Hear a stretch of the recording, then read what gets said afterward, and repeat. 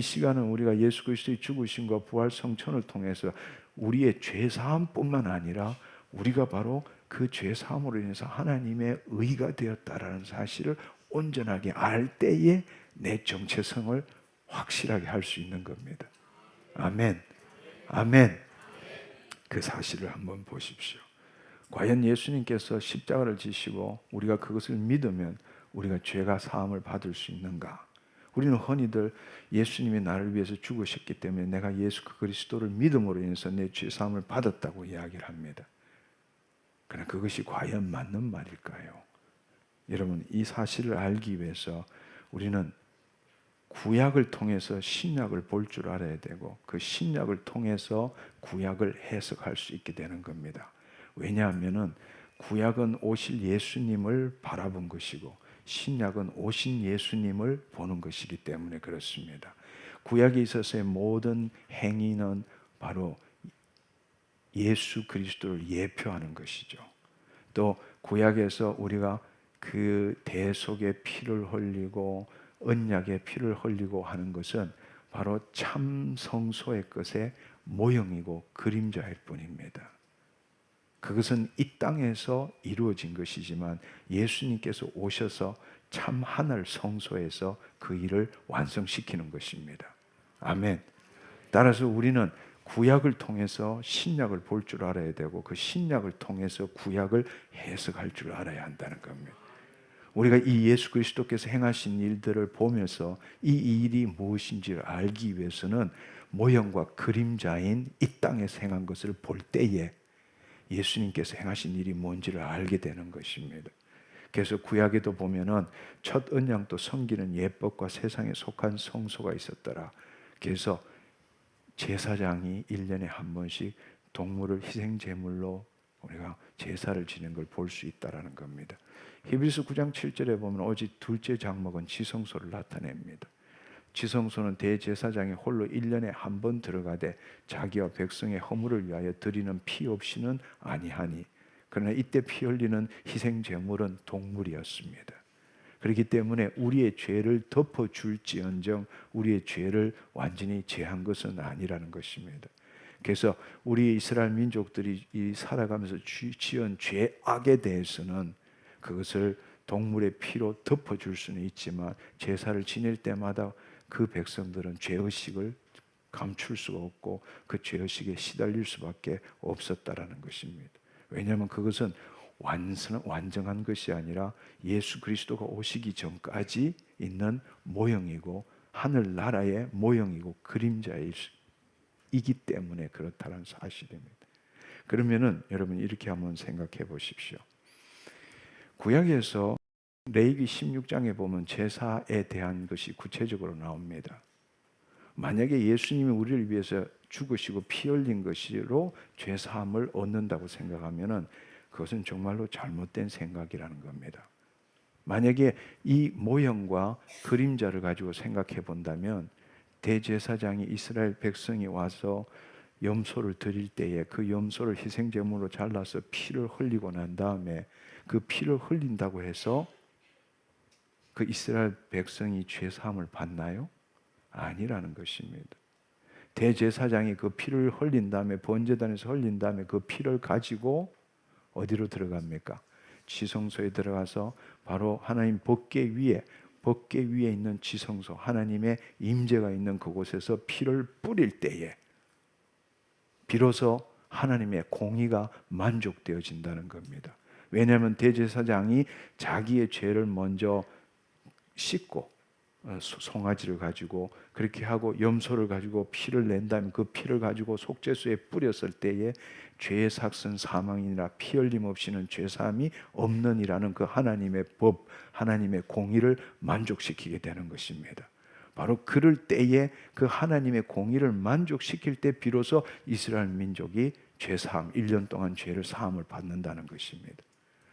무슨 말인지 이해하시겠죠?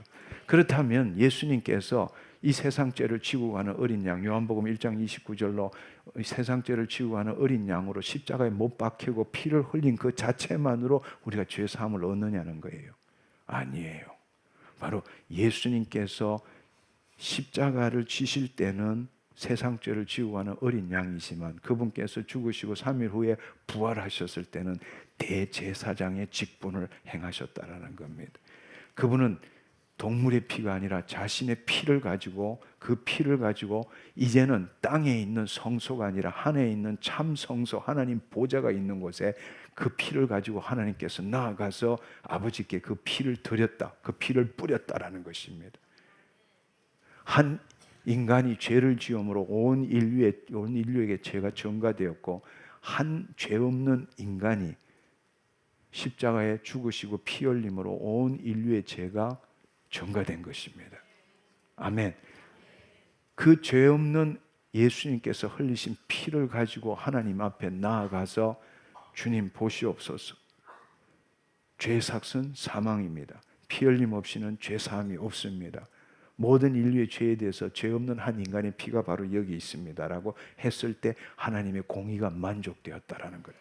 그 결과로서 우리가 죄 사함을 얻게 된다는 것입니다. 아멘.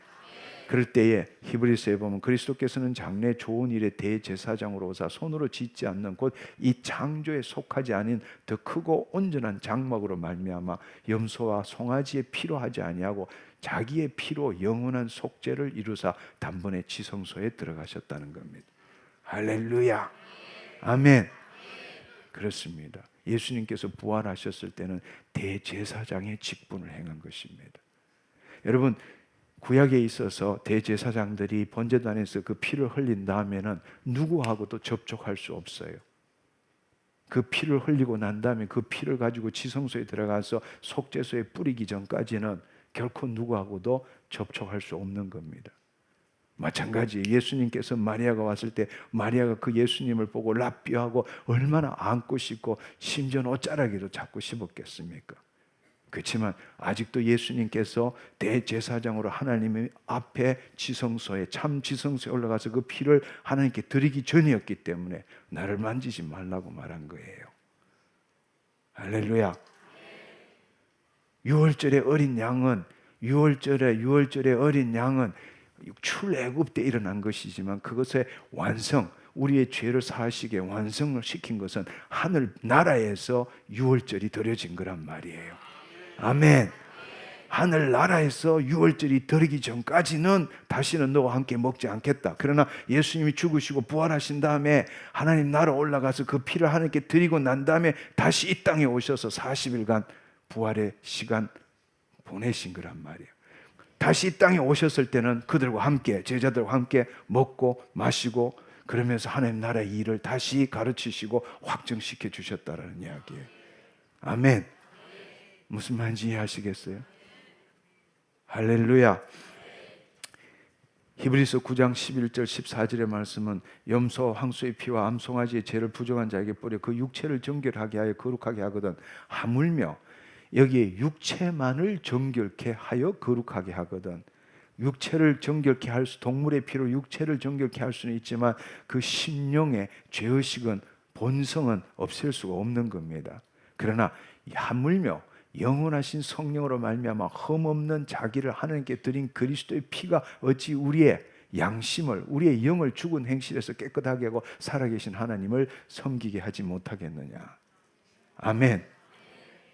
바로 그 예수 그리스도의 피는 우리의 육신뿐만 아니라 우리의 영까지도 새롭게 한다는 이야기입니다.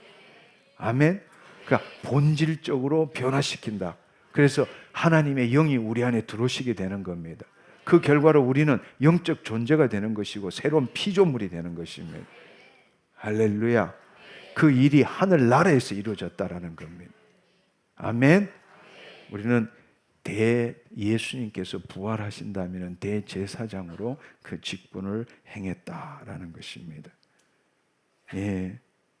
여기 보면은 그러므로 하늘에 있는 것들의 모형은 이런 것들로서 정결할 필요가 있었으나 참 하늘에 있는 것들의 진짜가 아니고 모형은 이것들로 염소와 송아지의 피로 정결하게 할 필요가 있었으나 하늘에 있는 그것들은 이런 것들보다 더 좋은 제물로 할지니 바로 예수님 자신이 제물이 되었다라는 겁니다. 그리스도께서는 참 것의 그림자인 손으로 만든 성소에 가지 아니하시고 바로 하늘에 들어가사 이제 우리를 위하여 하나님 앞에 나타나시다. 그 말씀을 하시는 거예요. 이제 여러분들이 깨달아야 될 사실은 단지 예수 그리스도께서 우리 죄를 위해 십자가에 못 박히셨다 그 사실만으로 내 죄가 사함받는다는 그 생각은 버리셔야 합니다. 예수님은 세상 죄를 지고 간 어린 양으로 오셨을 뿐만 아니라 부활하신다면 대제사장으로 오셨다라는 것입니다. 아멘.